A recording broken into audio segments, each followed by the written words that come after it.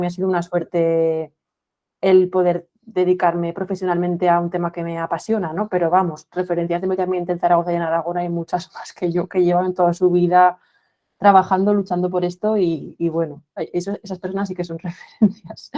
Pero bueno, pues eso, como ha comentado Elena, yo tengo experiencia en temas de medio ambiente, pero en el ámbito municipal, en el ámbito local.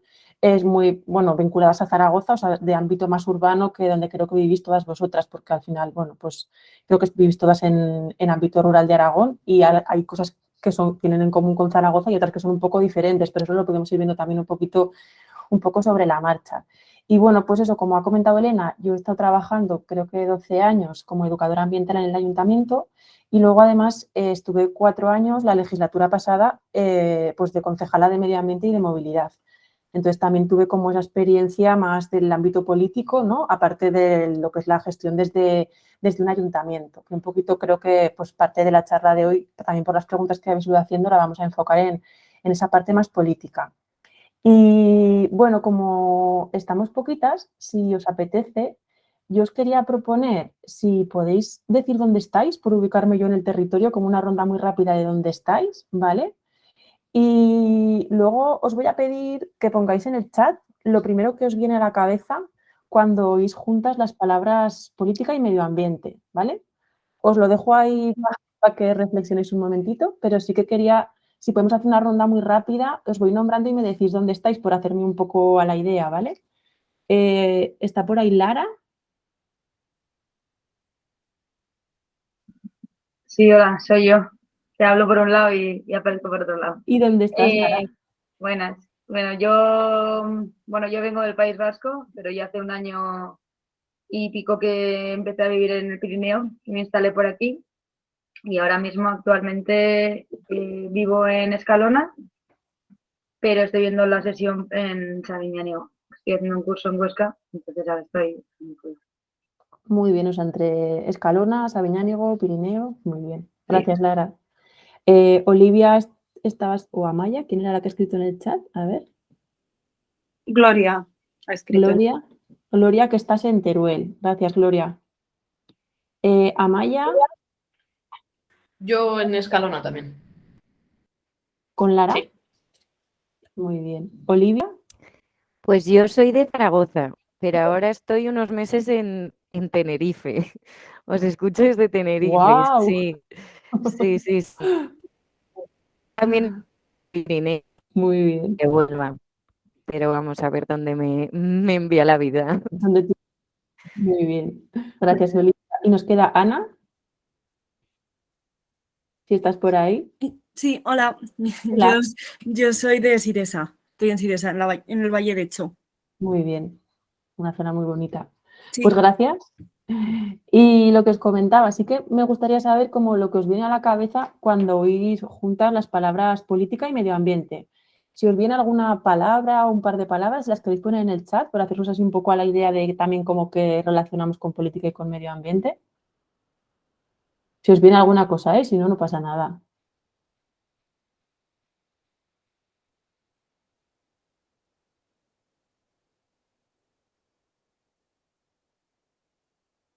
Legislación y regulación, dice Olivia.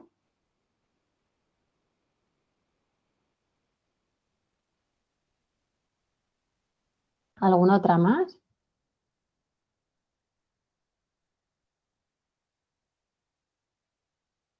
¿No? Bueno, si os viene después, lo podéis escribir. A mí me apetecía, bueno, aquí áreas protegidas, comenta Lara, que tiene mucho que ver con legislación y regulación. Prevención, dice Amaya.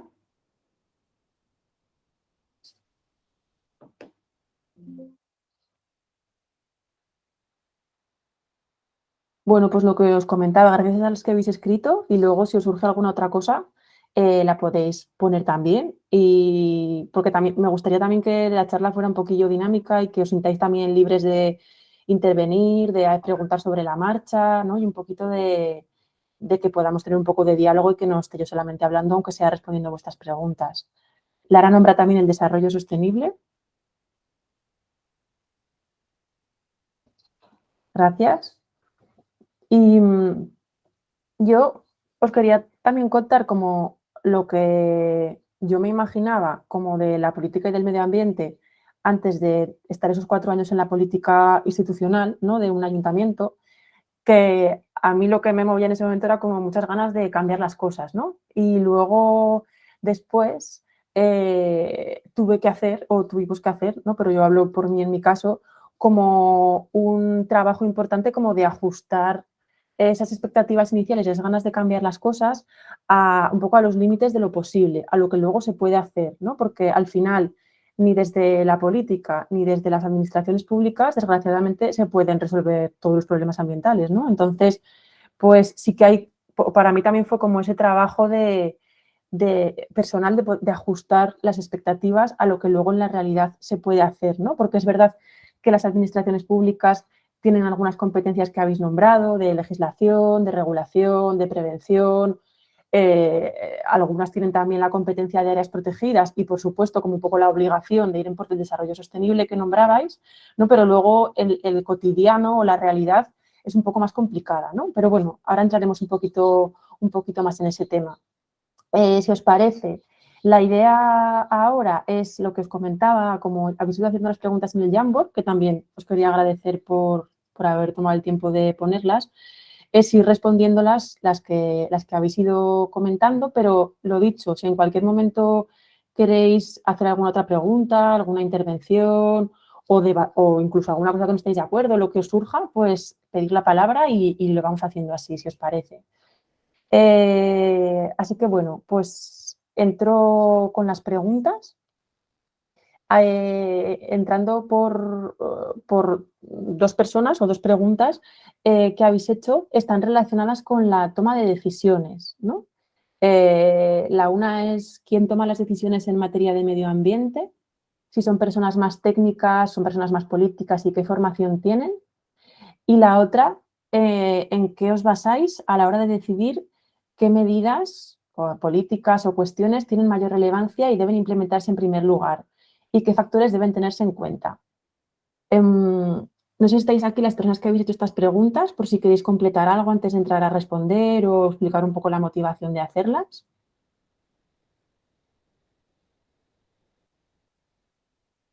¿No?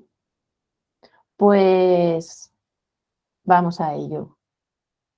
Sobre quién toma las decisiones, que preguntabais si eran personas más técnicas o personas más políticas, pues lo cierto es que la decisión última se tiene en general a nivel político, pero no siempre es así. Y además también hay pues, personas que tienen un cargo más político para las que el criterio técnico es muy importante y deciden confiar en él y otros no. O sea, quiero decir, no es una cosa tan de blancos o negros, ¿no? Se supone que las decisiones finales son políticas, pero hay políticos que se apoyan mucho en los técnicos y otros que no. Luego hay decisiones que se tienen que tomar para poner en marcha políticas que requieren obligatoriamente de informes técnicos, de informes jurídicos. Pues, por ejemplo, si quieres poner en marcha un proceso de municipalización de un servicio público o si tienes que dar una autorización, pues por ejemplo, para un problema ambiental ahora muy acuciante en el mundo rural aragonés, ¿no? Pues para poner una macrogranja, pues allá hace falta unos informes técnicos que avalen la decisión política, ¿no? O sea, digamos que a veces van un poquito de la mano. A mí me ha pasado que yo como concejala llegué a proponer o a decidir que se hicieran cosas que luego no llegaron a ejecutarse por no haber medios disponibles, por incapacidades técnicas, por lo que fuera. Y al revés, y como técnica, que he estado muchos más años como técnica que como política, he llegado a proponer cosas que luego finalmente se han hecho. Entonces, lo que os decía, aunque el peso político se supone que tiene más fuerza, al final la realidad es un poquito más mixta, ¿vale? Relacionado con las personas más técnicas, preguntabais sobre la formación. ¿Qué tipo de formación se tiene? Y esta es una pregunta que depende mucho de la administración. O sea, por ejemplo, en Zaragoza, que tenemos un ayuntamiento muy grande, porque es una ciudad de 700.000 habitantes, pues hay un servicio de medio ambiente con personas con diferentes perfiles. Pues estábamos un equipo de educadores ambientales. Hay personas con un perfil más químico pues, o ingenieril para temas de calidad del aire, o los temas de medio natural, pues gente más del mundo de la biología, de tema forestal, ¿no? O sea, como que sí que hay perfiles muy diferentes. En el gobierno autonómico, por ejemplo, también es así. Luego, claro, en municipios más pequeños, pues a menos habitantes, menos personas hay trabajando en el ayuntamiento y, por tanto, menos competencias se tienen y menos diversidad de perfiles hay, ¿no? Pero bueno, sí que en las comarcas luego hay ciertos perfiles, entonces, pues suele ser un poco ese el tipo de perfiles que hay, por lo menos en las administraciones que yo conozco, ¿no? Y en Zaragoza es verdad que, por ejemplo, en educación ambiental, que es donde yo he estado más tiempo, pues teníamos la suerte de ser un equipo amplio de educadores ambientales, ¿no? Que eso pues ha sido una suerte, ¿no? También en ese sentido. Entonces sí que es lo que os digo, suelen ser como ese tipo de perfiles, pero no siempre, porque hay veces también que pues temas que requieren, lo que os comentaba antes, de informes jurídicos, pues al final es un perfil más jurídico, por ejemplo, que te hace un informe de una macrogranja. Pero, o sea, aparte como de los perfiles profesionales, yo hay una cosa que, no sé, que a vosotras que sois más jóvenes y que no sé cómo los derroteros que queréis llevar ni nada de eso, pues que en la administración pública, si nos queremos lo público, que yo me lo creo, es muy interesante que haya gente que se crea el medio ambiente, más allá de su carrera o de su profesión, que pueda haber un químico, pero que el medio ambiente no le importe mucho, en verdad, ¿no? Como que no tenga una motivación, porque cuando tú haces una oposición para una administración pública, pues te hacen exámenes de químico, pues en general, de muchas cosas, no solo de medio ambiente. O lo mismo, ingeniero industrial, pues lo mismo. No te hablo ya de temas jurídicos. Entonces, sí que yo os animo a vosotras que os interesan estos temas, ¿no? Que si en vuestra cabeza está alguna vez, pues es verdad que estudiar una oposición tiene su parte negativa, pero al final estás trabajando en lo público, que es de todas, y que hace falta gente que realmente esté motivada con estos temas, más allá de que tengas una carrera universitaria, otra o mucha experiencia laboral, porque al final la motivación en general pues no se aprende con un libro o con una oposición, ¿no? Es algo que es como un poco más profundo. Entonces, bueno, pues sí que un poco en esta apuesta por lo público yo os animo a que sea una posibilidad que podáis considerar en vuestra vida. Y me he ido así un poquillo del tema, pero bueno, me parece importante como a la hora de ver las personas que toman las decisiones, no solamente la formación, sino también esa motivación por estos temas, ¿no? Que es muy importante. Bueno, pues siguiendo con esta parte de toma de decisiones, ¿vale? Que preguntabais como que en qué nos basamos a la hora de decidir las medidas o las políticas que tienen más relevancia y que debe implementarse en primer lugar y qué factores se deben de tener en cuenta. Pues hay varios factores, ¿vale? Hay cosas pues, que son obligatorias, por ejemplo, por normativa europea. Por ejemplo, por normativa europea es obligatorio controlar la calidad del aire en el territorio y que haya unos niveles de contaminación atmosférica inferiores de los límites que marca la legislación. Pues eso es obligatorio, lo tienes que hacer sí o sí, o es obligatorio desde hace unos años que se depuren las aguas residuales, por ejemplo, ¿no? Pues todas esas cosas, si no las haces, si no se hacen desde las administraciones la parte que les toca, pues te enfrentas a multas, ¿no? Entonces, esa es una parte como un factor a tener en cuenta, la normativa y la obligatoriedad, ¿no? Luego hay otra cuestión que tiene más que ver con las prioridades políticas, con el programa electoral que tenga tu partido o la plataforma o la fuerza política en la que tú estés, ¿no? Pues al final tú te has presentado a las elecciones con una carta de presentación, que es tu programa electoral, donde ya has marcado pues, una serie de cuestiones, ¿no? Entonces, ese programa electoral, que es con lo que la gente te ha votado, tú ya puede ser que hayas dicho que vas a hacer cosas ambientales o que no. Entonces, es un tema importante a tener en cuenta. En mi caso, yo estaba en Zaragoza en Común, que era una plataforma municipalista de estas candidaturas del cambio que salieron en el 2015, pues el medio ambiente era algo importante, pero no era de las super prioridades de la carta de presentación, como eran en aquel momento pues los derechos sociales, el feminismo, la regeneración política, la participación, la transparencia, si un poco estuviste al tanto de estas candidaturas del 2015, ¿no? Pues era un poco, la carta de presentación tenía más que ver con eso, más que con el medio ambiente. O sea, el medio ambiente estaba y de hecho, pues dentro de Zaragoza en Común había participando mucha gente de movimientos ecologistas de Zaragoza de toda la vida. Entonces, él estaba, pero no era lo más importante o la carta de presentación. Entonces, sí que es verdad que internamente nos tocó ahí lucharnos un poco el que el medio ambiente pues pasara como a un plano un poco superior, ¿no? Pero eso te determina también que luego tengas más o menos recursos para hacer las cosas y lo que tú planteas es más o menos prioritario, ¿no? Pero bueno, es esto, las prioridades políticas son otro factor muy importante a tener en cuenta.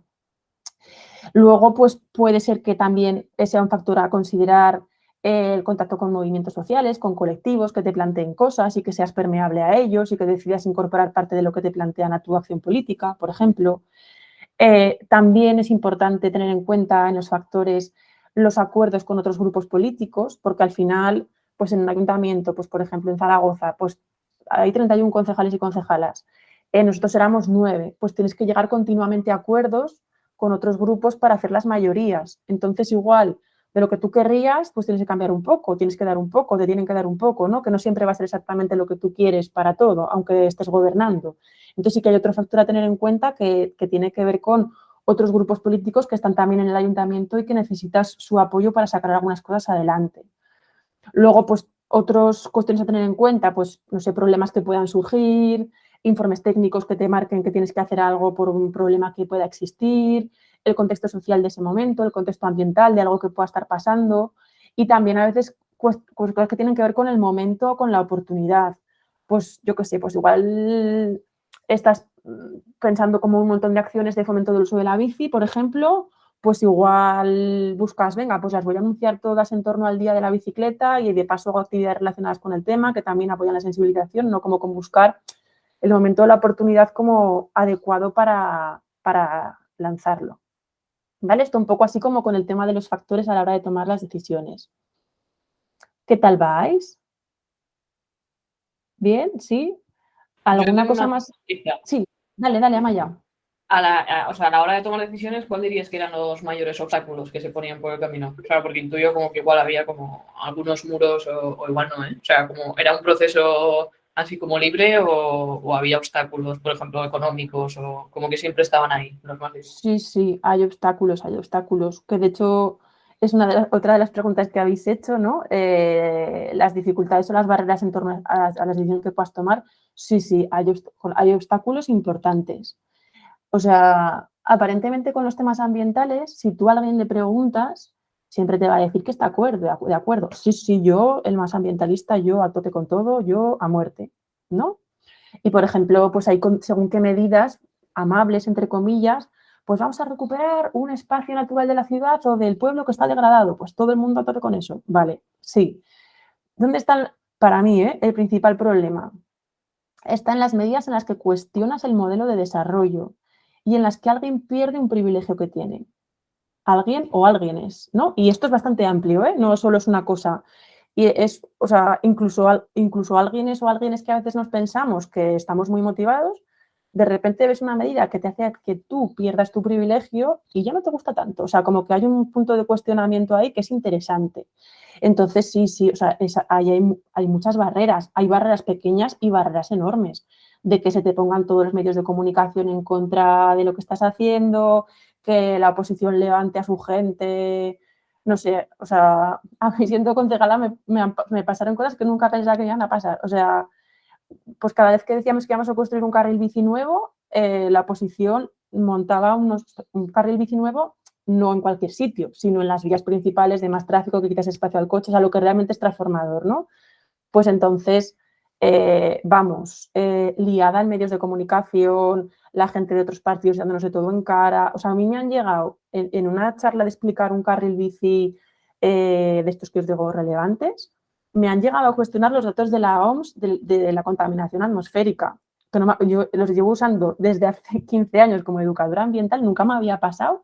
Y cuando ese día dije, los muertos que hay al año en España por causa de la contaminación atmosférica, la gente, mentira. Y yo me quedé como flasheada porque digo, llevo usando estos datos desde hace 15 años, nunca me había pasado. Entonces, cuando cuestionas algo que se pierden privilegios, pues ese es el principal obstáculo. Y es que eso es lo que realmente hace más falta y es más transformador. Porque ahí también entras en modelos de gestión público-privado. Por ejemplo, nosotros que también teníamos en el programa electoral como remunicipalizar servicios que se han privatizado, por ejemplo, el agua, ¿no? Pues imposible, o sea, imposible. Pasa ahora muchísimo en el mundo rural con toda la especulación y los intereses económicos en torno a macrogranjas, a proyectos renovables, ¿no? Eso al final ¿qué está pasando? Pues que hay unos intereses económicos privados y la administración está autorizando actividad a costa del interés público, ¿no? Entonces, pues eso es otro mundo enorme, ¿no? Y bueno, o sea, como ya os digo, toda esta parte de la pérdida de privilegios de quien los tiene es el obstáculo, yo creo, más importante para los problemas ambientales. Luego hay otros, pues antes os decía, ¿no? Pues en mi caso, en la plataforma política en la que yo estaba, el medio ambiente al principio era una prioridad. Entonces, ¿qué pasa? Que los recursos económicos y de personal, de medios humanos, de una administración son limitados. Entonces, tienes que hacer las partes que sea, ¿no? Entonces, pues también eso es el ver cómo consigues hacer lo que quieres con los recursos que tengas. Y luego hay otro tipo a veces de dificultades, pues del propio procedimiento administrativo, ¿no? Porque lo público también a veces es como una máquina enorme que va muy despacio, que avanza muy lenta, que tiene mucha inercia, ¿no? Y entonces, pues a veces hay trabas internas, procedimientos que son larguísimos, ¿no? Que, bueno, pero o sea, es como la parte de funcionamiento de lo público, ¿no? Entonces, para mí yo creo que esas fueron como las barreras así principales a diferentes niveles, ¿no? Luego pues puede ser problemas con la oposición porque se han enfadado contigo por otra cosa y entonces no te aprueban esto. Bueno, eso ya es todo el juego ese político extraño que es un poco complicado. Pero vamos, lo clave yo creo es cuando cuando alguien pierde privilegios. Lo más importante. Creo que Gloria habías levantado la mano, ¿puede ser? Me ha parecido antes que salía un mensajito.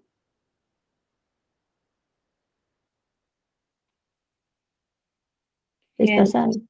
No sé si Gloria ha dicho algo porque no le Ah, funciona. dice, había sido sin querer, perdón. Es que creo que ha levantado la mano. Vale, vale. Vale, Se ha unido Inma, vale.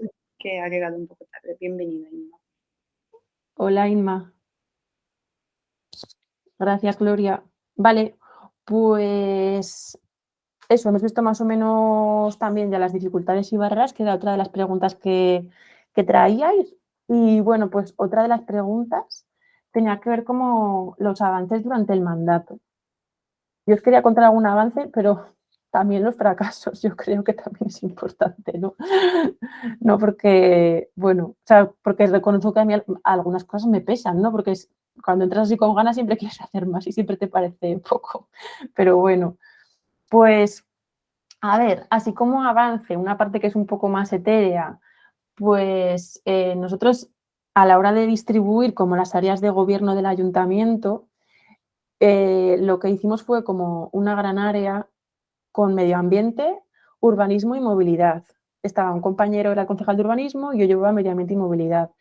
¿Por qué? Pues porque queríamos que el medio ambiente fuera como un eje transversal a todo lo que es el desarrollo de la ciudad, ¿no? Como que fuera algo que lo atravesara todo lo que tiene que ver más con pues con el modelo con el modelo de ciudad, vaya. Entonces, esto es una cosa como un poco más etérea, un poco más de discurso, un poco más de relato, pero sí que al final, no en el corto plazo, pero tiene como su importancia, ¿no? A la hora de marcar cómo quieres que se desarrolle la ciudad, ¿no? También es verdad que esto tiene como una duración determinada, que cuando hay un cambio de gobierno, si el siguiente equipo de gobierno pues no quiere seguir con la misma línea, pues las cosas vuelven a tergiversarse para otro lugar, ¿no? Pero bueno, en aquel momento eso nos pareció importante y es una cosa como más etérea, no tan material, pero sí que pues fue relevante y sí que ahora vemos pues con el cambio de equipo de gobierno que hay algunas cosas que han ido como calando y que han permeado y que ya van a seguir así, ¿no? O sea, temas de peatonalizaciones, de carles bici,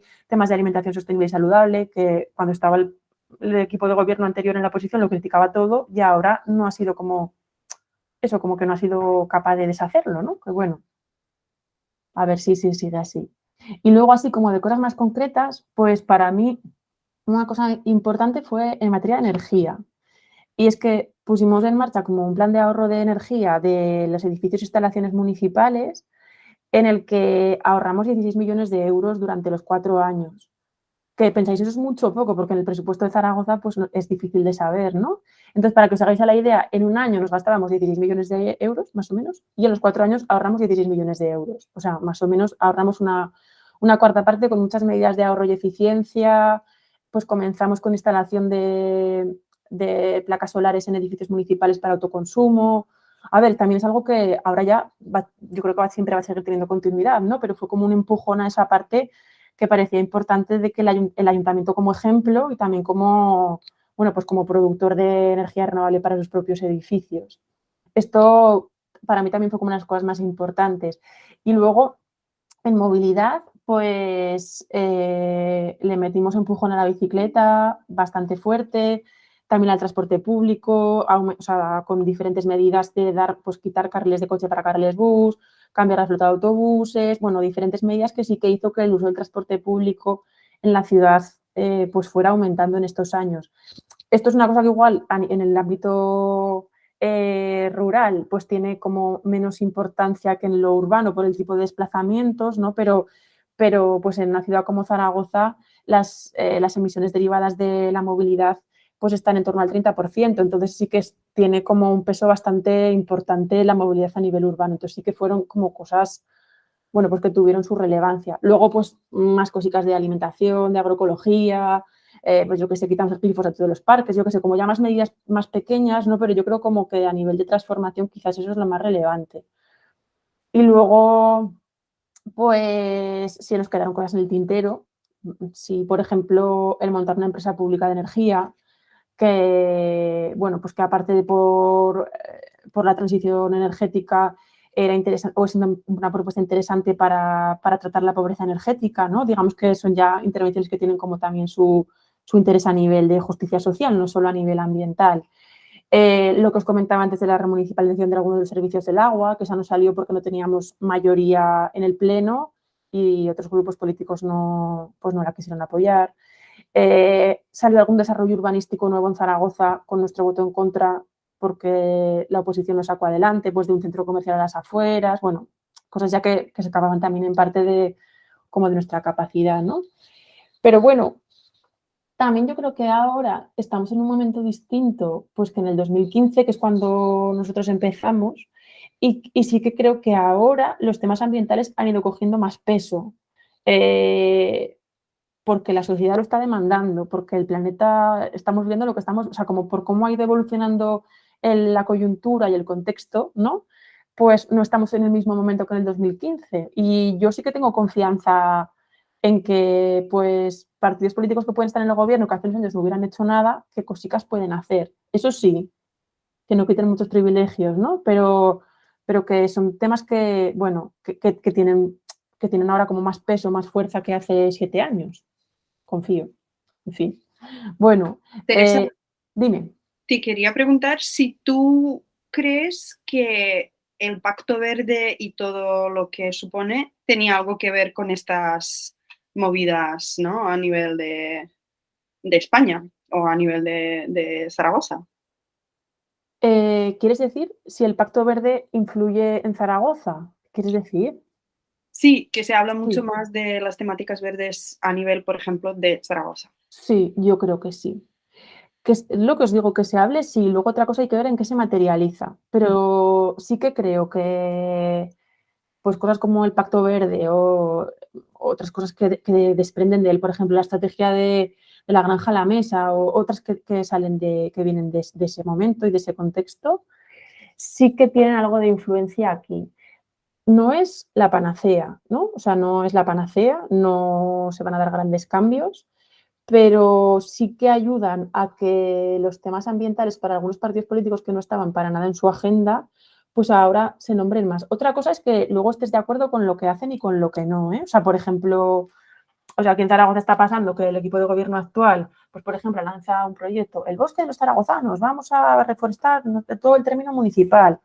Y es un proyecto que está siendo muy cuestionado por gente experta en ecosistemas forestales y demás. O sea, no sé si me explico. O sea, que a nivel de que se hable del tema sí que ayuda, incluso a nivel de que se hagan algunas cosas, luego ya hay que ver lo que se hace, qué es, qué supone, qué condicionantes tiene a nivel ambiental, si realmente está cuestionando el modelo de desarrollo o es hacer un poco así de lavado verde, ¿no? Que eso ya depende. Pero bueno, sí, algo ayuda y ojalá, de verdad, yo a veces lo pienso, ojalá desde Europa fueran más estrictos con muchas de estas cosas. Y si tú firmas un tratado o firmas un compromiso o firmas un pacto, el pacto de Milán de la alimentación, yo qué sé, cualquiera, pues ojalá luego hubiera un seguimiento real de muchas de esas cosas, hubiera indicadores, se comprobara lo que se hace y lo que no, se multara a quien no cumple los acuerdos, ¿sabes? Ojalá, como se hace con las normativas europeas de calidad del aire, de depuración de las aguas y por ahí, pues ojalá eso, no sé, se llevara como un seguimiento más amplio y no sea, yo me sumo a todos los pactos, yo firmo todo y luego no hago nada en mi territorio. Eso no se vale, eso es trampa, o sea, no tiene sentido. Entonces, creo que algo ayuda, pero no es la panacea, ni te garantiza que se vaya a hacer nada, ni que lo que se haga realmente tenga como un enfoque que esté cuestionando el modelo de desarrollo, ¿no? Sí, ¿Qué porque tal hemos tenido vas? una sesión de hablar bueno, 2 sesiones de hablar del Pacto Verde y hemos sido un poco críticas del propio Pacto Verde Europeo. Y bueno, es interesante lo que has dicho tú, que ahora salen algunas iniciativas dependiendo del gobierno actual y igual parece suficiente plantar árboles, porque parece como, venga, pues tenemos que hacer algo verde, vamos a plantar árboles o vamos a buscar unas soluciones que parecen bastante obvias, pero igual no correctas. Sí, o sea, por ejemplo, aquí en Zaragoza, pues se llevaba unos años como con un impulso muy fuerte a la agroecología y a la alimentación sostenible y saludable. Cuando entró el nuevo equipo de gobierno en 2019, la estrategia de alimentación sostenible y saludable la metieron a un cajón y todo lo que está haciendo de agroecología se dejó de hacer, así, de repente. Entonces, después fue justo el momento del Pacto Verde Europeo, se aprobó la estrategia de la granja a la mesa y entonces al equipo de gobierno actual, pues le empezó a interesar mucho el presentarse a subvenciones europeas. ¿Qué pasa? Que muchas de las subvenciones europeas que salían eran de medio ambiente. ¿Y qué pasa? Pues que la alimentación era un tema que estaba ahí todo el rato, como una de las líneas fundamentales de trabajo para ir en pos de lo que marca el Pacto Verde, ¿no? Entonces, ¿eso qué supuso? Pues que el equipo de gobierno actual sacará del cajón la estrategia de alimentación sostenible y saludable, no para hacer medidas de agroecología, por eso decía un poco lo de ajustar expectativas, ¿no? Como, ¿tú qué quieres? ¿Que se vuelva a hacer? No, pues eso no se va a hacer. Pero sí que sacaron la estrategia de alimentación sostenible y saludable del cajón y, claro, a mí me pasó que yo era la concejala y luego volví otra vez a trabajar en el ayuntamiento en mi puesto de trabajo. Entonces, he vivido como las transiciones desde dentro siempre, ¿no? De funcionaria del ayuntamiento a concejala y luego otra vez a funcionaria del ayuntamiento al mismo puesto en el que estaba. Entonces, era, venga, que si quieren hacer cosas de alimentación sostenible, pues vamos a ver qué podemos hacer. Entonces, es como extraer medidas que ellos puedan querer, que no es lo que tú querrías, pero qué es lo que puedes hacer en este momento. Entonces, si no hubiera salido la estrategia de la granja a la mesa, quizás la estrategia de alimentación de Zaragoza seguiría en un cajón, pero así, pues oye, ahora han aceptado hacer cosas de compra pública sostenible alimentaria. Pues oye, bienvenido sea, ¿no? O sea, bienvenido entre comillas, que ojalá se hiciera todo, no sé si me explico, pero por lo menos es como una pequeña ventanita de mini cosas de oportunidad. Y, a ver, ha escrito Gloria en el chat, dice, con respecto a las medidas en el ámbito rural, ¿se llega a contactar con los habitantes de los pueblos? Y si es así, ¿cómo se hace y qué respuestas suelen obtenerse? Pues no lo sé, es que yo ahora sí que estoy trabajando en tema de inundaciones en ámbito rural, pero llevo desde finales de agosto, porque me he cogido una excedencia en el ayuntamiento. Entonces, yo siempre he trabajado en lo urbano. Entonces, no te sé decir, yo casi os preguntaría a vosotras, a las que vivís en el ámbito rural, ¿se llega a contactar con los habitantes de los pueblos para algunos temas? O sea, entiendo que dices desde la administración autonómica o desde dónde, Gloria. O si alguna tenéis experiencia en esto, de si alguna vez en los pueblos en los que estáis se llega a contactar con vosotros, con vosotras, perdón.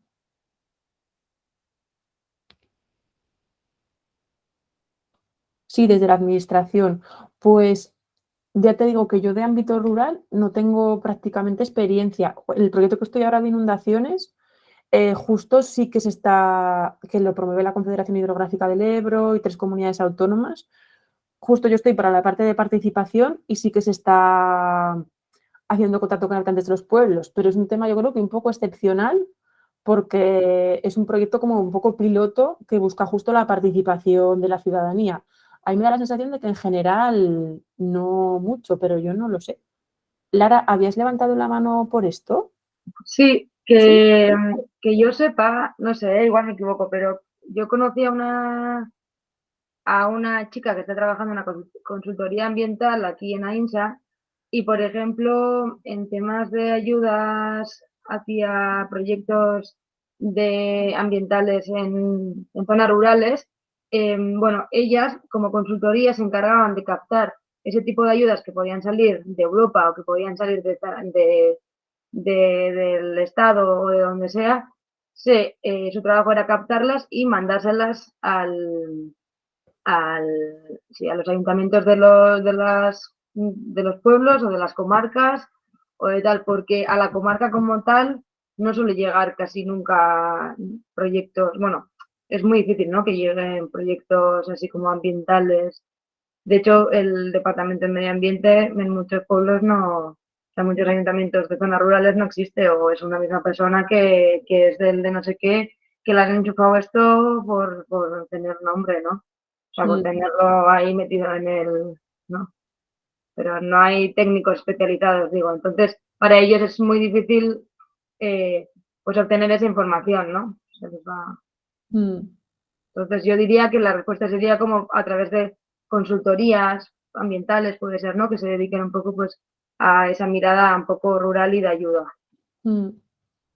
Apoyar que llegue la información a las comarcas, por ejemplo. Exacto. Igual también desde como de los técnicos de desarrollo rural, a veces también yo creo que se está con estas, ¿no? En algunas zonas por lo menos, y ahora pensándolo, alguna vez que hemos tenido contacto o tuvimos un contacto desde el de Zaragoza con algún técnico de desarrollo rural, que también sí puede ser. Bueno, pues sí, consultorías o sea, como externas. Y me suena a mí, por ejemplo, que el gobierno de Aragón, yo creo que, pero más recientemente, ha empezado a hacer como procesos participativos pero yo creo que más para planes y programas. Yo creo que, por lo que preguntaba Gloria, no tanto como para el cotidiano, sino pues, yo qué sé, yo sé que han hecho para planes de infancia, para planes de cooperación al desarrollo. En el caso del medio ambiente no estoy muy segura.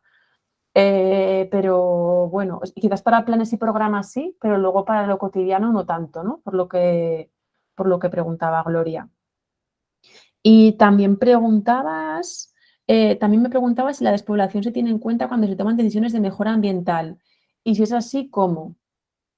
Pues es una gran pregunta, depende del sitio. Claro, yo lo que os decía, yo tengo más experiencia en el ámbito urbano, pero en el ámbito rural depende en cada municipio, en cada comarca o las cosas que dependen del gobierno de Aragón. O sea, yo qué sé, o sea, hay ejemplos que hemos nombrado alguno antes, o he nombrado alguno antes, por ejemplo, de instalación de macrogranjas que no tienen en cuenta ni criterio ambiental ni criterios de despoblación, por ejemplo, ¿no? O yo qué sé, o sea, que depende mucho de esa administración, de las prioridades que se marque esa administración y de cuánto tenga en cuenta la situación real de esa zona o de ese municipio. Entonces, depende mucho. O sea, hay muchas medidas que favorecen o que van contra la despoblación, que van vinculadas a tema ambiental.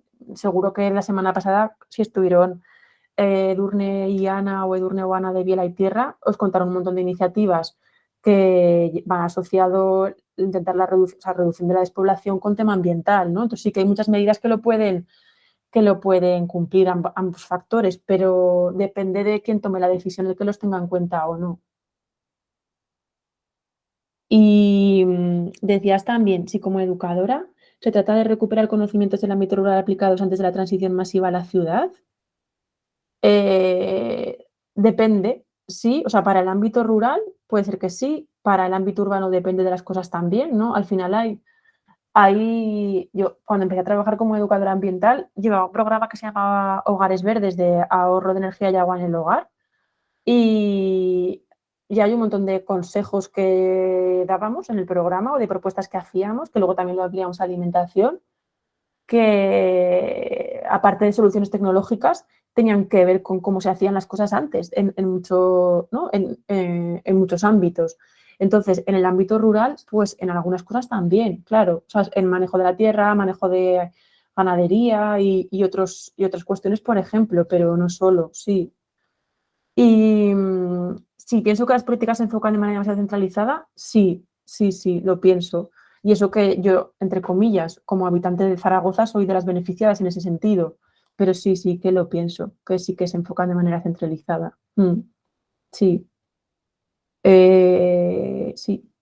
Más o menos estas eran las preguntas de Gloria. No sé si más o menos las he respondido. Si está bien así, ¿necesitas algo más?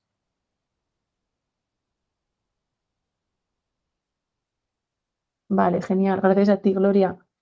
Y Ana, comentabas si se hacen IAP. ¿IAP te refieres a interpretación del patrimonio?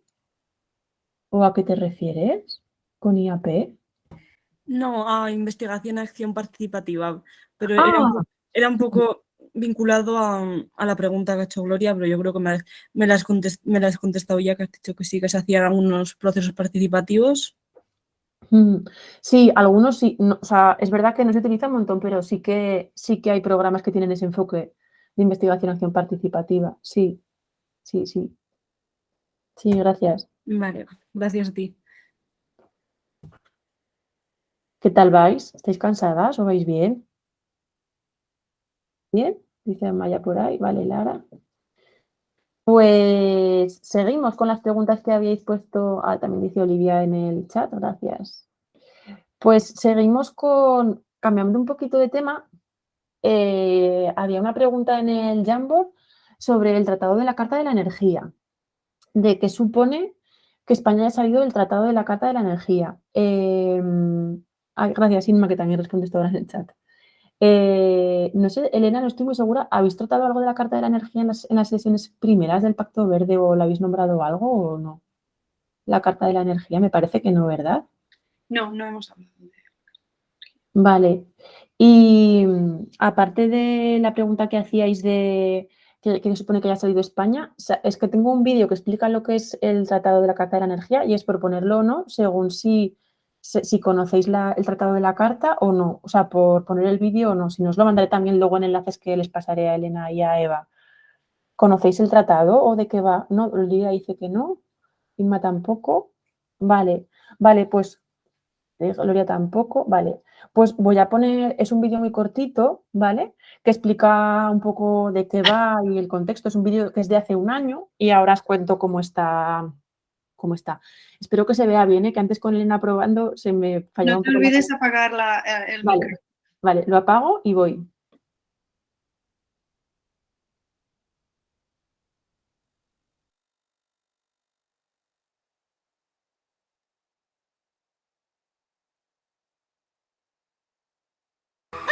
¿Qué es el Tratado de la Carta de Energía y por qué hay varios países que quieren abandonarlo? Empecemos por el principio. En 2007, el gobierno español del Partido Socialista aprobó una serie de incentivos y ayudas a las inversiones en energías renovables. La industria española se convirtió en una de las más potentes a nivel mundial. Pero llegó la crisis. En 2011, el Partido Socialista paralizó las ayudas. Es importante el tema de la energía. En 2014, el Partido Popular las acabó de eliminar, llevando la ruina a cientos de pequeños inversores que habían apostado por las energías limpias. Pero no ocurrió lo mismo con las grandes empresas y los fondos de inversión. Aquí es donde entra en escena el Tratado de la Carta de la Energía. Nacido en 1991 como un acuerdo para garantizar el acceso de Europa Occidental a los recursos energéticos del antiguo bloque soviético, Comunismo, libertad. hoy el tratado permite que multinacionales e inversores puedan demandar a un Estado si considera que se ha legislado contra sus intereses. Estas demandas son presentadas ante el arbitraje de diferencias Estado-Inversor, también conocido como ISDS, una suerte de juzgados semiprivados que pueden condenar a los países a pagar indemnizaciones a los fondos y los inversores extranjeros. España, por aquel recorte a las renovables, es el país más demandado bajo el tratado. Acumula un total de 48 demandas conocidas, de las cuales 21 ya se han resuelto, 18 de ellas a favor del inversor. De momento, el gobierno de España ha sido condenado a pagar 1.074 millones de euros en indemnizaciones. La cantidad reclamada por inversores extranjeros asciende a casi 10.000 millones de euros. Pero hay más. Si España y otros países europeos permanecen en el Tratado de la Carta de Energía, se podrían enfrentar a nuevas demandas millonarias en el futuro, sobre todo por medidas climáticas, como la transición energética, tan necesaria para luchar contra la crisis climática y favorecer un cambio de modelo económico. Por ello, Italia abandonó el tratado en 2016 y actualmente Francia y España han planteado a sus socios comunitarios una salida conjunta del tratado si este no cumple el Acuerdo de París. Así lo han pedido 102 eurodiputados. El tratado se considera hoy obsoleto y si no hay un acuerdo entre los 52 países firmantes para hacerlo más verde, esta herramienta que ha sido tan útil para la industria fósil podría morir. Así lo llevan pidiendo años las organizaciones ecologistas, que consideran que el tratado solo ha servido para defender los intereses de la industria fósil.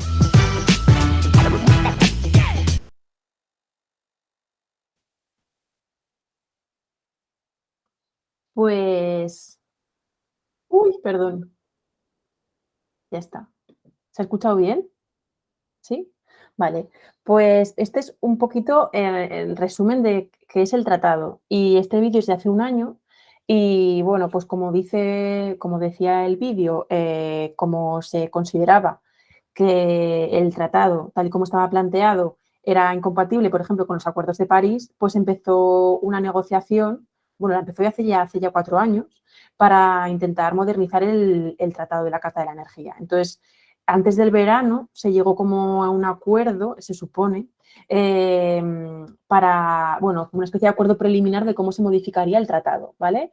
Entonces, finalmente, España hace pues, cosa de un mes más o menos anunció que se salía del tratado porque lo consideraban insuficiente totalmente y que era imposible cumplir los acuerdos de París y el Pacto Verde Europeo precisamente, que también lo mencionan en su justificación, incluso con la modificación que se planteaba, ya que el tratado tal y como está planteado, pues como dice el vídeo, al final va a favorecer los intereses de la industria fósil, que tiene ya intereses y expectativas generadas en los países miembros del tratado, y que si esa empresa que tiene sus intereses en energía fósil, tú le quitas su negocio, pues porque tomas medidas políticas que van contra la industria energética fósil, luego esa empresa te puede demandar y tú tienes que pagarle un pastón, ¿no? Entonces, pues ahí es donde España, ya os digo, hace cosa de un mes, ha decidido salir del tratado, de la Carta de la Energía, y no es el único. También Francia y Países Bajos han anunciado la salida y Alemania y Bélgica lo están pensando. Yo no sé deciros así de los noticias más recientes si ya lo habrán decidido o no. Y lo que también están pidiendo es que haya una retirada como en bloque de la Unión Europea del tratado para que este pierda fuerza, ¿vale? Entonces, esta es un poco la situación en la que se encuentra. Que sepáis que España, desde que firmó el tratado hasta ahora, ha pagado ya, o le ha costado ya, vamos, 1.200 millones de euros de dinero público en indemnizaciones, ¿vale? Por intereses, algunos tienen que ver con la industria de las renovables, por el petardazo que hubo de especulación y luego la bajada posterior, pero otras tienen que ver con la industria fósil y a futuro las que pueden caer más van a tener que ver con la industria fósil, ¿vale? Para hacer un poco así ideas de un poquito de las cifras, ¿vale? Y aún así, ahora también noticias así bastante recientes, desde la Comisión Europea, están un poco advirtiendo un poco a España, Francia, Países Bajos que están con el procedimiento de salida, que aunque se salgan de la carta, que van a quedar sujetos durante otros 20 años a él. O sea, que durante los próximos 20 años podrían seguir sufriendo demandas por parte de intereses privados y multinacionales con las indemnizaciones posteriores, ¿vale? Entonces, un poquito está en ese punto. O sea, es un tratado internacional que básicamente ahora lo que defiende son los intereses de la industria fósil. No sé si tenéis alguna duda sobre esto, algún comentario, si la persona que ha hecho la pregunta le queda respondida o queréis comentar algo. Sí, la pregunta la hice yo, pero entonces es incoherente que la Unión Europea esté apoyando por un lado el Pacto Verde y luego que siga, o sea, como que haga como esta amenaza de que están a 20 años todavía, ¿no? O sea, Totalmente. O sea, además suena un poco amenaza de si os vais, os va a dar igual, tenéis que quedaros, porque de hecho dicen, la única manera de mejorarlo es seguir dentro, pero es que no hay margen. Entonces, es que claro, yo creo que no nos podemos hacer a la idea de las presiones que hay por parte de las multinacionales que no quieren perder sus privilegios. Lo que os decía al principio, cuestionamiento de privilegios, aquí todo el mundo se vuelve loco. Entonces, cuando hay tantísimos intereses económicos de por medio, pues ejercen unas presiones muy bestias. Entonces, sí, es totalmente incoherente, no tiene ningún sentido, pero ahí es donde se ve el peso que tiene esa industria, ¿no? A la hora de cómo se toman las decisiones, totalmente. Sí. ¿Alguna otra pregunta o comentario sobre esto? ¿No? Pues si no, vamos a cambiar de tema, nos quedan un par de preguntas de las que habéis puesto en el Jamboard sobre la acción de la ciudadanía. La una, que dice, ¿cuáles son nuestros modos de acción del gran público para apoyar o ayudar en el sentido de las medidas políticas de un proyecto verde? O sea, ¿qué se puede hacer desde la sociedad, ¿no? Y la otra, si ha habido alguna acción ciudadana representativa que hizo que cambiara algo a nivel político o burocrático. Pues empiezo por la segunda pregunta. Sí que hay acción ciudadana que ha hecho en algún momento cambiar cosas a nivel político, a nivel burocrático.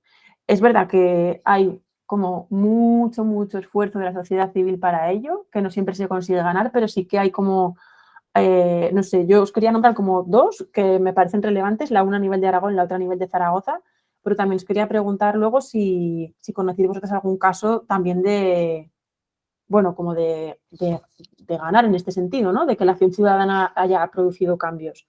Hay una cosa que ha sido de mucha relevancia en Aragón, que fue todo lo que tiene que ver con los grandes pantanos que estaban previstos en el municipio, en la comunidad autónoma. Pues tenemos aquí el Pacto del Agua, que en su edición, no la última, sino en la anterior, contemplaba la construcción de 4 grandes pantanos, Yesa, Vizcarroy, Santa Liestra y Jánovas.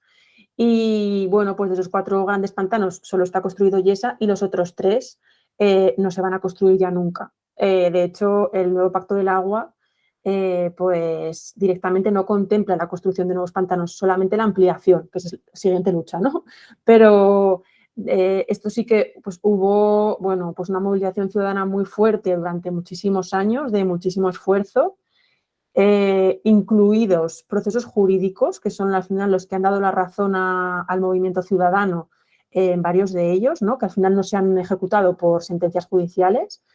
Y bueno, sí que pues, a nivel de Aragón ha sido una lucha muy importante del movimiento ecologista que, bueno, pues que tuvo sus frutos en que ahora, aunque se sigue ahora con los recrecimientos, que es otro problemón, ¿no? Pero pues de estos cuatro grandes pantanos del Pacto del Agua, 3 ni se construyeron ni se construirán nunca. Aunque Jánovas, si conocéis la historia, además las que vivís por allí, por la zona, pues se llegó a desalojar el pueblo, ¿no? Con toda la problemática social, bueno, el desastre que fue para la gente que allí vivía, ¿no? Pero a nivel de construcción del pantano, pues no se va a hacer. Y luego, otro ejemplo, más a nivel de Zaragoza, ha sido el movimiento ciclista, que en Zaragoza ha sido súper importante. De hecho, pues fue de los colectivos ciclistas de España el que empezó la ciclonudista, si la conocéis, que era pues una manifestación que se hacía en pelotas, un poco pues haciendo la similitud de que estamos desnudas ante el tráfico, pues la ciclonudista empezó a hacerse en Zaragoza y luego ya se iba extendiendo al resto del Estado español. Pues las masas críticas también, ¿no? Aquí estuvo muchísima movilización desde hace ya muchísimos años, lo que hizo que en Zaragoza los temas de la bicicleta pues empezaran a desarrollarse mucho antes que en otras ciudades, ¿no? O sea, y para algunas cosas Zaragoza sigue siendo ejemplo de política ciclista, aunque durante estos últimos años hay otras ciudades que se han ido poniendo muy al mismo nivel, ¿no? Pero sí que ya pues desde los años 90, 80, desde los años 80, esto marcó el desarrollo de la bicicleta en Zaragoza. Y sí, os quería preguntar si vosotras conocéis algún ejemplo del que la acción ciudadana pues haya conseguido cambios. Si os suena alguno, que conozcáis, lejos, cerca, pequeñas cosas, grandes cosas.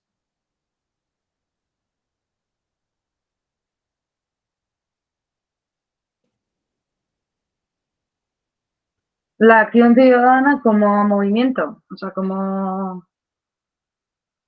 dices que la sociedad se movió para que no se construyeran estos pantanos. O sea, ¿te refieres a esa acción ciudadana o...? Bueno, la pregunta que habéis hecho vosotras habla en general de la acción ciudadana. O sea, como si alguna acción ciudadana representativa que cambiara algo. Puede ser otro tipo de cosas. O sea, hay más ejemplos, ¿eh? Y puede ser cosas más grandes, más pequeñas, pero un poco también por ver si vosotras conocéis alguna.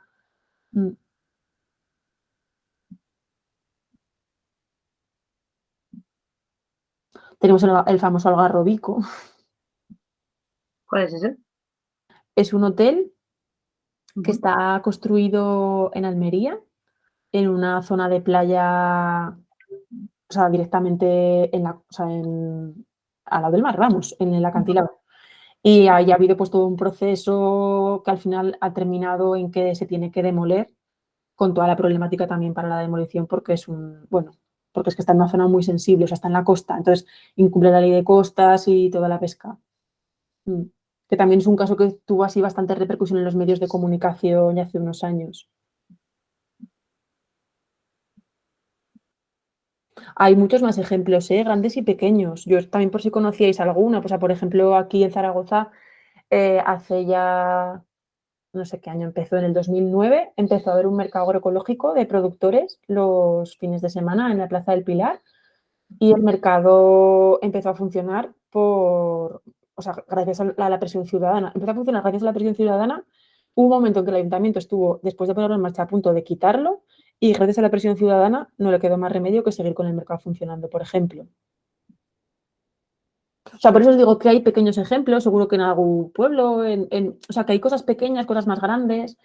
Es verdad también que hay muchísimo esfuerzo de gente durante muchísimos años, ¿no? para conseguir algunas cosas, y vamos, que no en vano hasta el Pacto Verde Europeo, o sea, hasta el Pacto Verde Europeo, nos guste más, nos guste menos, le veamos todas sus sombras también, pues el hecho de que se produzcan ese tipo de giros, ¿no? La acción ciudadana tiene mucho que ver. O sea, lo estamos viendo ahora con todos los temas de la crisis climática y demás, que es verdad que va muy lento, que querríamos que fuera más rápido, pero que si no hubiera la presión ciudadana, ¡buah!, eso no se movería ni a años luz.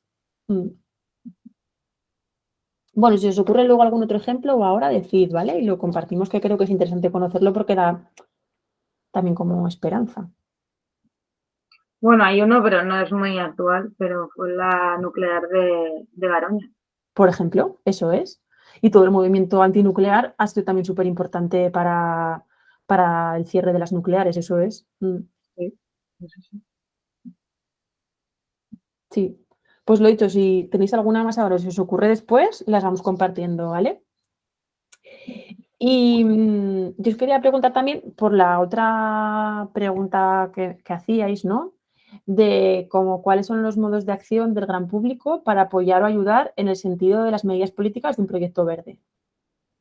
Yo os pregunto, ¿a vosotras qué se os ocurre? O sea, ¿qué se os ocurre que se puede hacer desde el gran público para apoyar este tipo de políticas?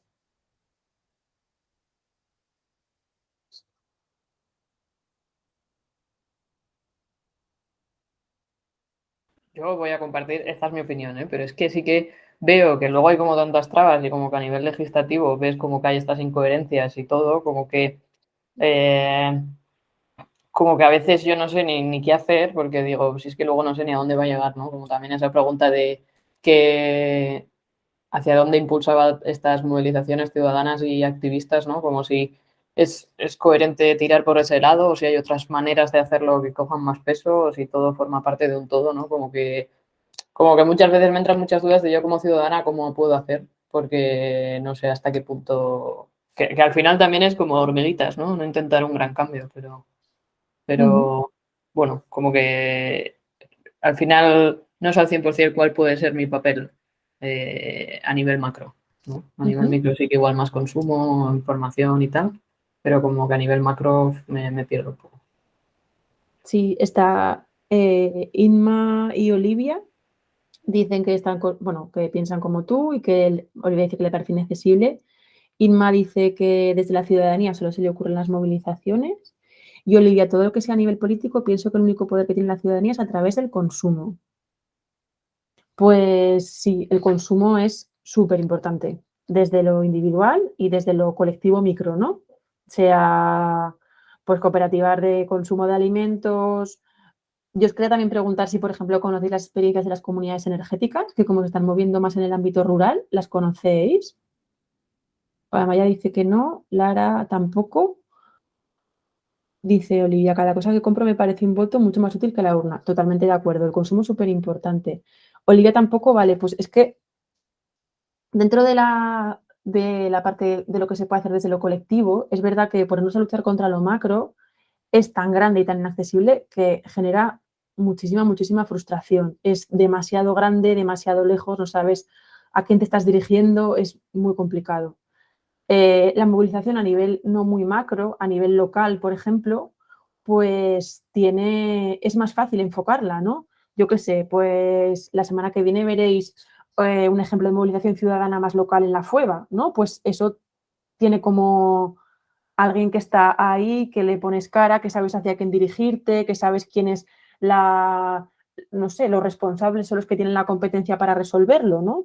Porque irte a macro muy macro es imposible, es demasiado grande. Pero sí, a mí también me parece interesante como desde lo colectivo, pues la construcción colectiva del cambio, o sea, iniciativas ciudadanas en las cuales puede estar involucradas administraciones públicas o no, o ser solamente ciudadanía organizada la que se junta para hacer algo. Y bueno, con el tema de la energía, como sí que ahora en Aragón estamos con toda esta problemática de los macroparques renovables, ¿no?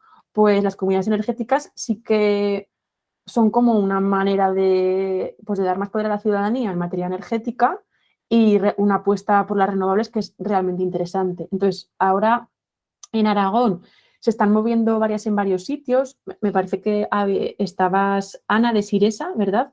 Pues en tu zona que dices si hay alguna iniciativa, sí que hay alguna iniciativa ahora. Justo en Siresa no, pero sí que se está moviendo. Tendría que preguntar, pero puede ser que en Jasa y no sé si en Echo o en Ansó. Si te interesara, lo puedo preguntar. Pero vamos, pues yo que sé, por ejemplo, también están en Escarrués, están en algún pueblo de Teruel y tengo un pequeño vídeo para que os hagáis un poco la idea de cómo funciona, de la que parece que es la primera comunidad energética de Aragón, que está en Luco de Giloca, que está por Teruel, es una pedanía de Calamocha. Entonces, si queréis, os pongo el vídeo y comentamos un poquito a ver qué os parece, ¿vale? Me silencio para ponerlo y lo comparto.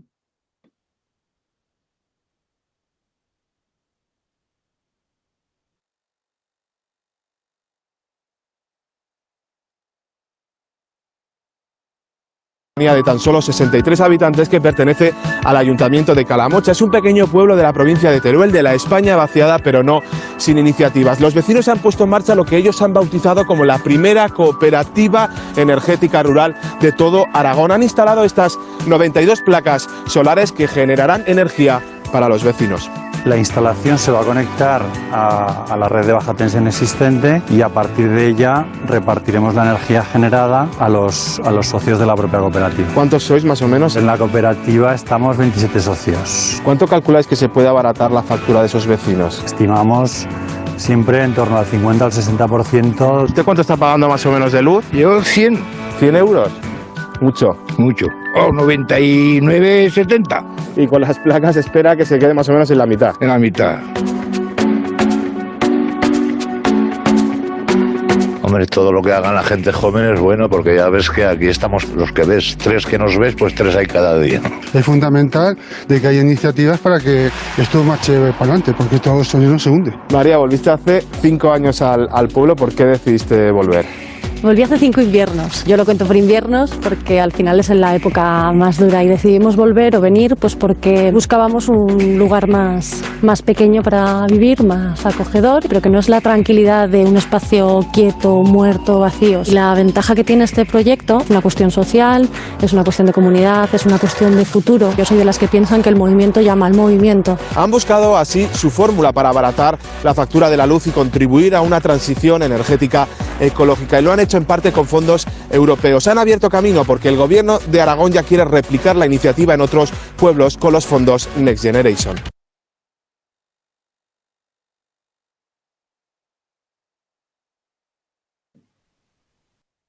Pues aquí veis eso como una posible iniciativa concreta que ya os digo que se está empezando a mover en diferentes municipios, no solo de Aragón. El pueblo se llama Luco de Giloca. Os pasaré el vídeo también para que lo tengáis de algún otro que tienen, pero ya os digo que sí que ahí se está moviendo despacito, pero se va moviendo en más municipios del territorio y es como, no sé, para mí es como un poco la respuesta a los macroparques eólicos, ¿no? O de los macroparques solares. Al final es una manera de generar tu propia energía y consumirla directamente entre vecinas. Lo más cerca posible el consumo del sitio de producción, con lo que hay menos pérdidas en la red y sobre todo como esta visión de que es una comunidad, una cooperativa de personas que se suman para eso, ¿no? Preguntas Inma si es viable y si puede llegar lejos en un futuro en el ámbito rural.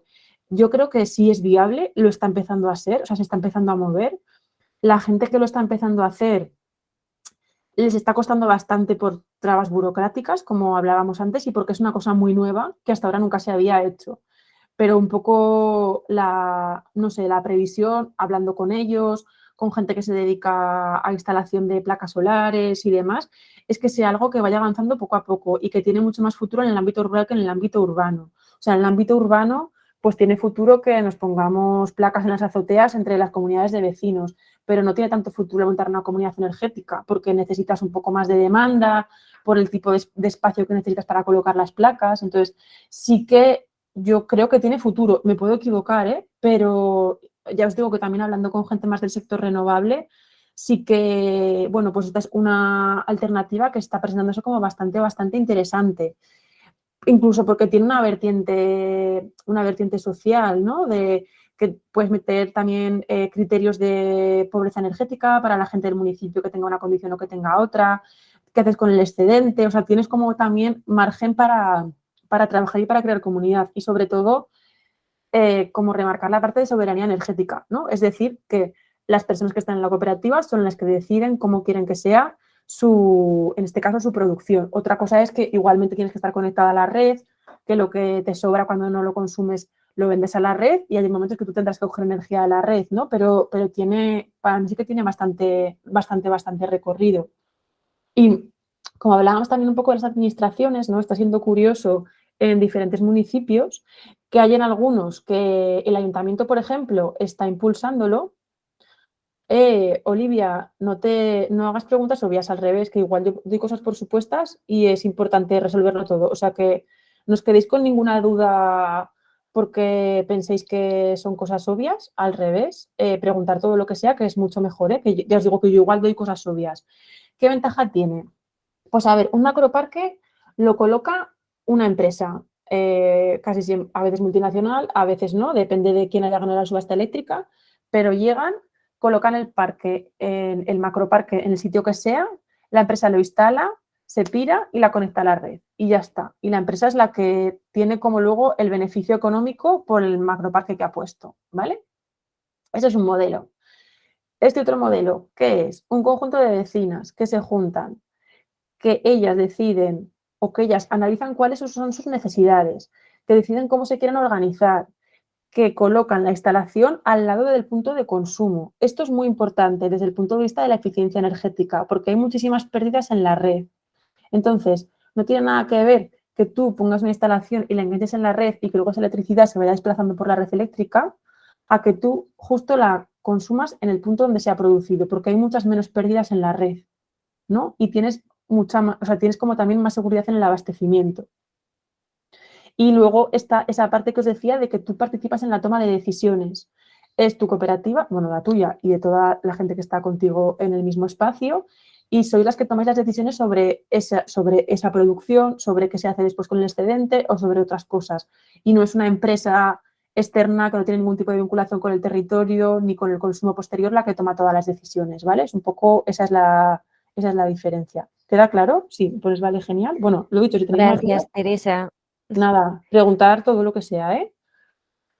Y lo que os decía, como con el papel de los ayuntamientos, pues por ejemplo, en Luco es una iniciativa 100% ciudadana y el Ayuntamiento de Calamocha les está poniendo un montón de trabas, algunas no con mucho sentido, a la hora de colocar la instalación. Sin embargo, por ejemplo, en otros municipios, yo conozco un poquito el caso de Viscarrués, pues en Viscarrués es el ayuntamiento el que ha promovido o el que está promoviendo que se intente conformar la comunidad energética y el ayuntamiento está buscando pues algún espacio incluso municipal o lo que sea para poder poner las placas. El ayuntamiento va a entrar a la comunidad energética como un consumidor más, pero no quiere tener preponderancia en la toma de decisiones, quiere que las decisiones las tomen los vecinos del pueblo. Por ejemplo, para que veáis como dos casos súper diferentes de lo que hace la administración, en municipios de tamaño, bueno, yo creo que Viscarros igual es un poquito más grande, pero en municipios de Aragón, como uno, el ayuntamiento no participa y pone trabas y el otro facilita y además no quiere ser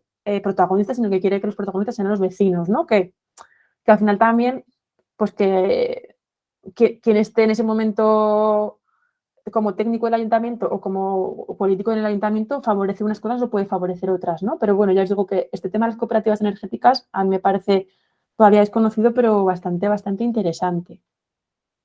¿Tenéis alguna pregunta?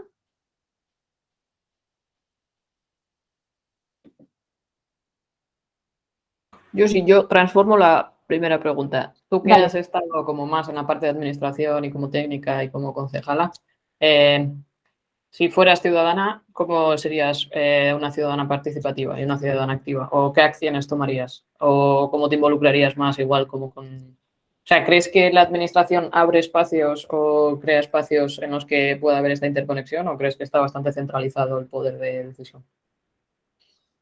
Yo creo, en general, está bastante centralizado y solo se abre la participación a veces, ¿vale? Yo puedo decir lo que he hecho en mi vida personal, también como son épocas, ¿no? O sea, como épocas de mi vida, pues yo pues he estado muchos años en cooperativa de consumo, en grupo de consumo de alimentos, por ejemplo, pero a la vez desde el ayuntamiento me tocó trabajar desde dentro muy fuerte para que se pusiera en marcha el mercado agroecológico de Zaragoza, pero aún así yo opté por estar en una cooperativa de consumo, soy socia del supermercado cooperativo que hay en Zaragoza, o sea, como que creo que es importante estar también, o sea, que me creo mucho en lo público, pero creo que me creo mucho también en la construcción colectiva de las cosas. Entonces, yo en temporadas de mi vida he priorizado más unas cosas u otras, pero sí que he estado tiempo en el movimiento ecologista, he estado un tiempo, lo que os digo, más en cooperativa de consumo, supermercado cooperativo y esta parte. Ahora, por ejemplo, lo de las comunidades energéticas os lo cuento porque a mí me parece un tema muy interesante en el que estoy empezando a meterme un poquito, ¿no? Bueno, no tanto para Zaragoza, porque aquí ya os digo que es más complicado ese modelo en ciudad, pero sí para apoyar en que haya municipios que lo puedan desarrollar. Entonces, yo creo que la administración tiene pocos espacios para participar y solo a veces y solo en determinadas cosas y que es importante la parte, aunque es muy cansada, la parte que lo comentabais antes todas, lo que os genera como la frustración de la parte de protestar, es muy cansado, pero es muy importante. Y sí que yo veo y lo veo, o sea, y me autocritico a mí misma, que el movimiento, por ejemplo, ecologista en Aragón, salvo estas nuevas tendencias que hay que ver luego cómo evolucionan de las alianzas por el clima, del XR y demás, pero en general está bastante envejecido y tiene poco relevo y me hago a mí misma la autocrítica porque yo ahora no estoy participando en el movimiento ecologista, aunque en tiempo sí que lo he estado. Y que es algo que, no sé, yo a veces también lo dudo, si hay que apoyar o tiene que evolucionar o hacia dónde tiene que ir, pero sí que es importante que haya un contrapeso, porque ese cansancio que sentimos y esa frustración es muy grande porque el poder que está al otro lado es muy grande. Entonces, hay que estar ahí de alguna manera, o bien con la construcción colectiva del cambio, o bien con la protesta, o sea, pero es importante porque el otro lado es muy grande y hay muchos intereses económicos en juego que van contra el medio ambiente y lo estamos viendo. Entonces, es difícil de gestionar en lo personal también, O sea, de hecho, ahora está habiendo espacios también como de gestión emocional para activistas ambientales por la impotencia, por la frustración, por lo difícil que es, ¿no? Porque hace falta como también apoyo a ese nivel para ser capaces de sobrellevar lo que haya ahí, ¿no? Pues no sé lo que sentiréis cada una, pero igual soledad, impotencia, rabia, ¿no? Que si hiciéramos ahora así como un poco sentir sobre esto, pues iríamos muchas por allí, ¿no? Pero sí que creo que es importante sostener ese espacio de protestar y también la parte de construir tú las cosas colectivamente con otras personas que están en tu mismo, no sé, en tu misma situación o que tienen tus intereses comunes, porque eso genera comunidad, porque eso es parte de lo que se ha hecho siempre, ¿no? O sea, como mil cosas que antes que preguntabais por los saberes ancestrales, ¿no? Los trabajos comunitarios, algunas de vosotras que habéis comentado que venís del País Vasco, por ejemplo, donde hay como muchísima tradición del trabajo colectivo, los ausolán y todo eso, ¿no? Todo ese trabajo comunitario que ha existido siempre más en el ámbito rural, que hace comunidad y que hace que realmente la gente decida cómo quiere desarrollarse, cómo quiere comer, cómo quiere vestirse, cómo quiere lo que sea, es muy importante también. Entonces, ya digo, o sea, creo que es importante estar ahí.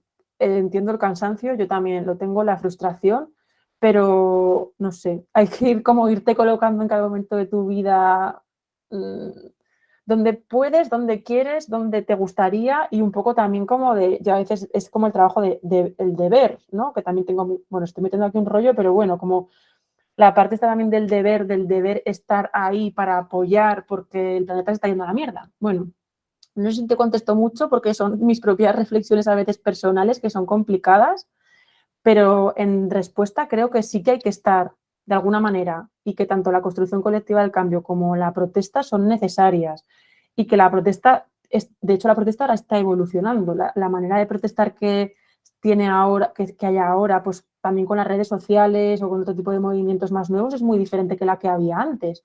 Pero bueno, hay que encontrar la manera de estar ahí. No sé si te he respondido a lo que preguntaba exactamente Amaya o he metido aquí un rollo Sí, que te cagas. No, gracias.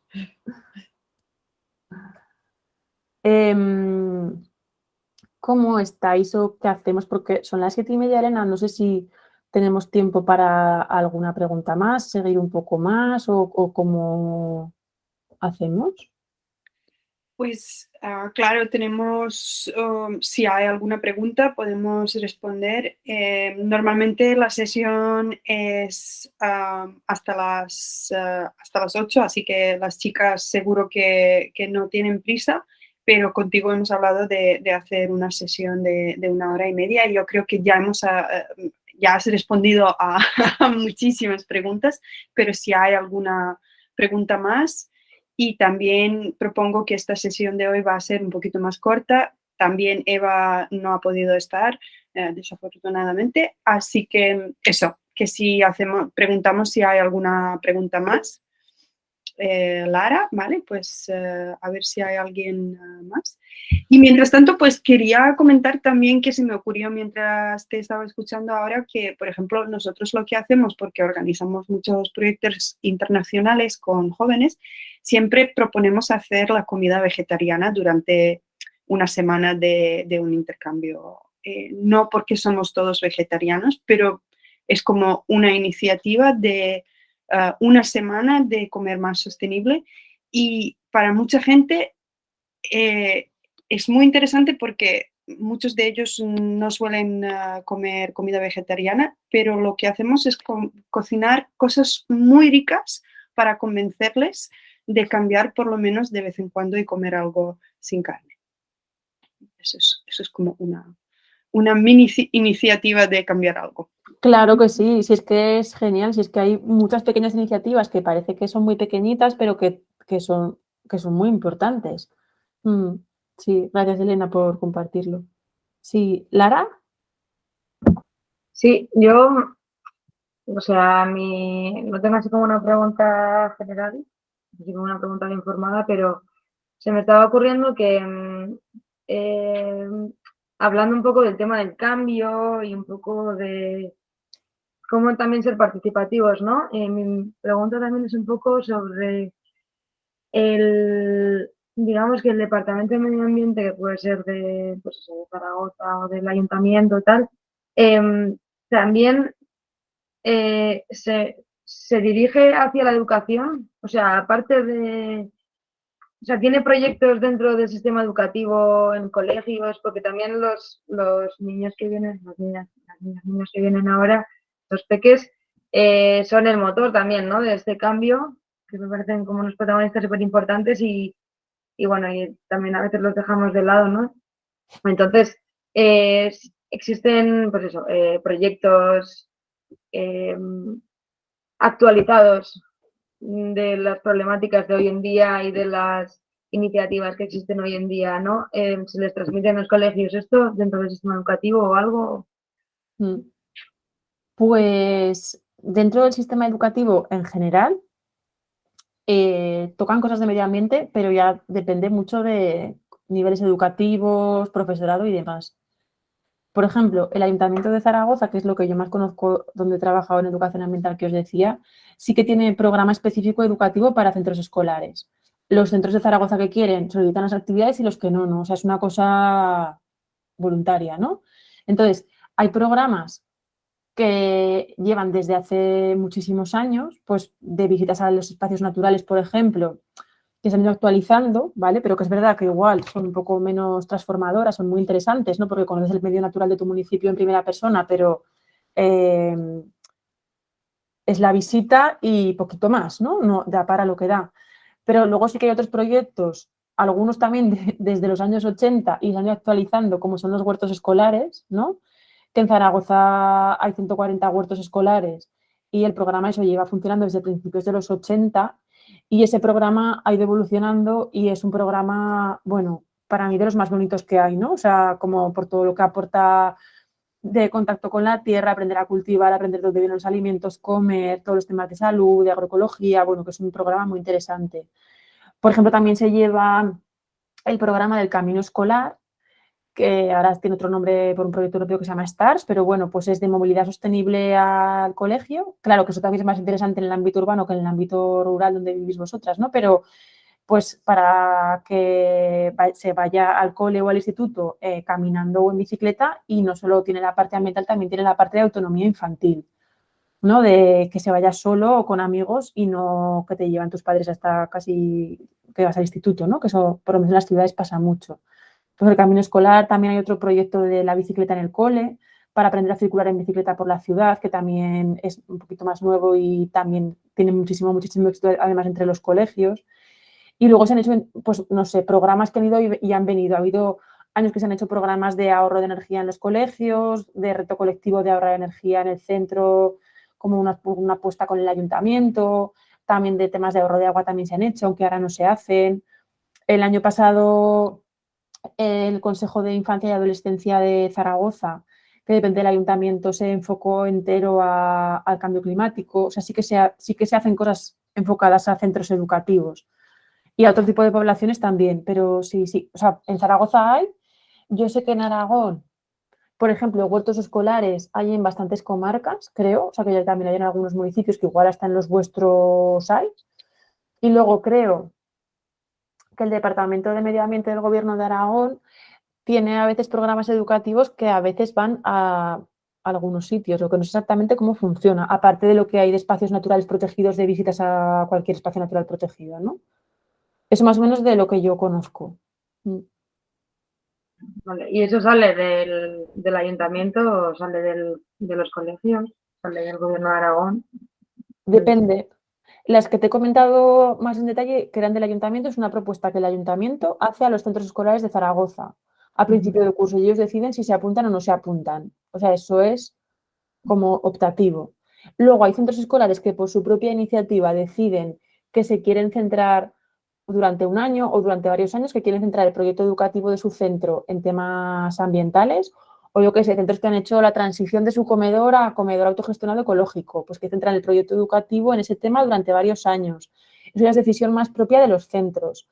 Y luego, el Gobierno de Aragón, aparte de cosas que hacen desde Medio Ambiente que os decía, pues desde educación me suena, pero no porque lo sepa del Gobierno de Aragón, sino porque algún colegio el año pasado de los huertos escolares nos lo contaba, que el Gobierno de Aragón sí que estaba como empezando a proponerles que hicieran más cosas relacionadas con ODS y demás. Pero no sé cómo, creo que no hay como ningún grado de obligatoriedad, que lo mismo es que si hay un centro que decide que quiere meterse en esos temas, se mete y si no, no. Sí. Vale.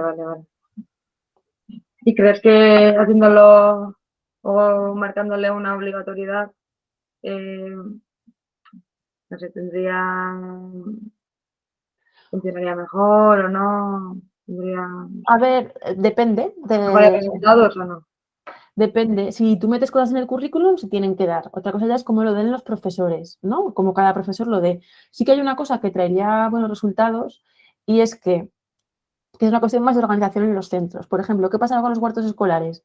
Que el huerto escolar requiere mucho trabajo, ¿no? Aparte de bajar con tu aula a plantar o a lo que te toque, pues la gente que lo coordina tiene que hacer un montón de cosas, ¿no? Pues por ejemplo, en el ayuntamiento lo que hacíamos con los huertos era apoyarles en aquello que es más difícil para los centros. Pues les llevábamos la tierra, les labramos el terreno, les ponemos el riego por goteo, las cosas que es más difícil para un centro, ¿no? Pero aún así, la coordinadora o el coordinador del huerto tiene que invertir mucho tiempo. Entonces, no tienen horas, de las horas lectivas, no tienen horas que puedan utilizar para llevar el huerto y lo acaban haciendo en su tiempo libre. Entonces sí que habría una cuestión organizativa de que se permitiera que la gente que lleva el huerto escolar tuviera 1 hora a la semana o no sé, el tiempo que fuera para llevarlo, ¿no?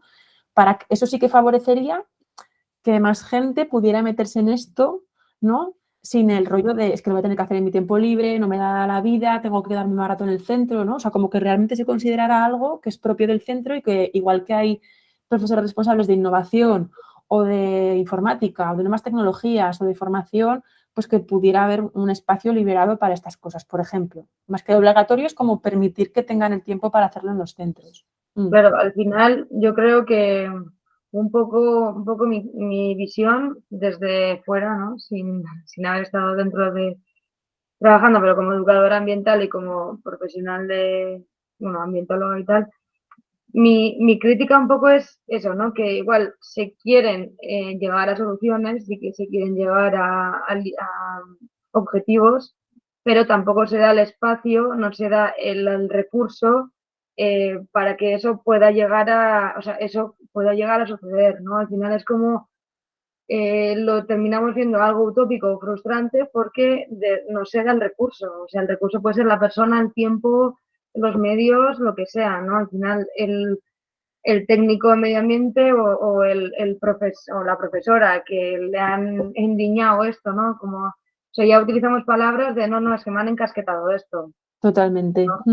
Y no sé, como que sigue habiendo una separación entre el medio ambiente, entre la política y entre la economía, todavía mi crítica es eso, que mi crítica y la respuesta a la primera pregunta que podemos hacer, ¿no? ¿Qué palabras relacionas cuando hablas de política y medio ambiente? Pues ahora se me ocurre separación. ¿No? Sí. Como conclusión. Sí, bueno, con lo primero que decías de los recursos para que se puedan hacer los programas educativos, totalmente de acuerdo, o sea, totalmente de acuerdo. Si pones unos objetivos, tienes que dar los recursos para que se hagan y si no, es imposible que en los centros se asuma más carga de trabajo, o sea, totalmente de acuerdo. Y esta reflexión que haces yo creo que parte del reto en el que estamos, ¿eh? O sea, que yo no sé si diría separación, puede ser que sí o puede ser que no, yo creo que más es que hay mucha lucha de intereses. Nombrabas también la economía, ¿no? Nombrabas política, economía, medio ambiente. Entre la economía o el desarrollo económico capitalista y el medio ambiente hay una lucha continua y atroz y es saber quién gana. Hay una lucha y unas prioridades también, ¿no? Totalmente, porque está ganando el capitalismo, es que esa es la historia. Entonces, y sobre todo cuando el capitalismo está por encima de la política, o sea, cuando el poder económico marca la política, pues el medio ambiente ya ni te cuento dónde se queda. Eso es así. Y eso sí, eso es muy macro. O sea, es muy macro, pero luego afecta en lo micro. O sea, voy a ejemplos que nombraba antes de macrogranjas, macroparques, lo que sea. Es macro, pero afecta en lo micro. Entonces, ese es el reto. Pero sí, por eso os decía que es verdad que es muy frustrante, muy cansado, pero hay que hacer contrapoder de alguna manera a eso, porque cuando el desarrollo económico marca la política, pues hay cosas, los derechos sociales, el medio ambiente, otras cosas se quedan pues al fondo de la piscina. Sí, gracias Lara por las reflexiones, muy interesantes. Nada, a ti por la charla, la explicación, el tiempo y todo. Sí, es súper interesante. Gracias. Había puesto Olivia que por qué se cuestiona la iniciativa del Bosque de los Zaragozanos, que te habías quedado con la duda. Pues a ver, se está cuestionando porque las plantaciones se considera que no se están haciendo como con criterios adecuados. O sea, por ejemplo, se está plantando en zona de estepa, que la estepa zaragozana tiene un valor ambiental hasta reconocido por Europa determinado, con una serie de especies y de espacios, ¿no? Que tienen su riqueza propia y parte de las plantaciones se están haciendo en la estepa, por ejemplo. Luego, hay alguna plantación que se ha hecho en un sitio y para plantar esas plantas con la gente se ha quitado las plantas que había allí previamente, por ejemplo. O sea, ha habido como algunas malas prácticas que sí que se han ido denunciando por parte de grupos ecologistas, por ejemplo, ¿no? Pero digamos que se está criticando como esa parte de los criterios con los que se están haciendo las plantaciones. Sobre todo, luego puedes entrar ya más a hilar fino de que si el greenwashing y todo ese rollo que también podríamos entrar, pero como a nivel como concreto, se sobre todo desde los criterios, no todas las plantaciones, algunas sí que se han hecho pues en sitios como más racionales, ¿no? O mejores desde el punto de vista ambiental, pero hay otras que no. ¿Alguna otra duda?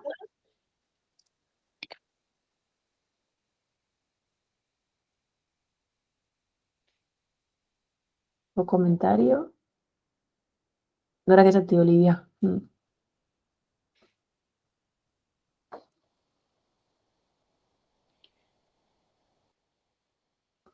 Yo creo, Teresa, que si no hay más preguntas, que podemos ir cerrando la sesión poco. Primero, muchísimas gracias. Yo primera he aprendido mucho de esta sesión hoy. Espero que las demás también. Eso, que ha sido súper interesante. Y quería decir que la semana que viene vamos a tener Teresa Bardají, que también nos va a traer un poco de su experiencia personal organizando toda esta lucha, esta plataforma. Y ella es una persona joven, tiene, si no me equivoco, 26 o 27 años. Entonces creo que también es muy interesante escuchar su experiencia, de que no es una luchadora medioambiental más grande que hay, pero era una lucha muy importante para ella por el tema de su patrimonio. Así que nos puede contar cómo se organiza algo a nivel local y eso. Vale, pues nada, la semana que viene os vamos a mandar el correo y además he visto que algunas de vosotras habéis puesto información sobre vosotras en el Padlet, pues os invito a las demás también de poner información y por supuesto vamos a tener este vídeo que hemos hecho hoy con Teresa online. Y eso es. Muchísimas gracias a todos por vuestra participación. Sí, muchas gracias. Gracias, Elena y a Eva, por invitarme y muchas gracias a todas por el interés y por las preguntas, por el debate. Ha estado muy interesante. Muchas gracias. Y por último, quería decir que Comisión Europea ahora mismo está financiando muchísimos proyectos que tienen una iniciativa de jóvenes a nivel local que tienen que ver con el medio ambiente, con el cambio climático y todo lo demás. Así que os estoy empujando de pensar en esto y buscar ideas para hacer proyectos y cambiar algo en vuestros entornos. Algo es algo. Es que tenemos que pensar de una forma positiva. Sí. Vale, pues eso. Muchísimas gracias. Y nada, Teresa, me quedo aquí contigo para hablar un poquito. Y vale.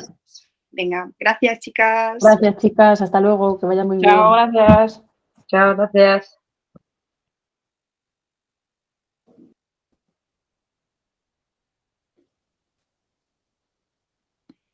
Bueno, Teresa, ¿qué tal? ¿Cómo te ha parecido? Bien, bien, muy bien. La pena que no tuvieran cámara todas, que me Ya gusta lo sé. como verles las caras, pero bueno, como sí que, o sea, mi miedo era que a veces con esto de las cámaras que no estén, pero todas las que han tenido la cámara apagada han hablado por el chat, o sea que bien, sí, sí.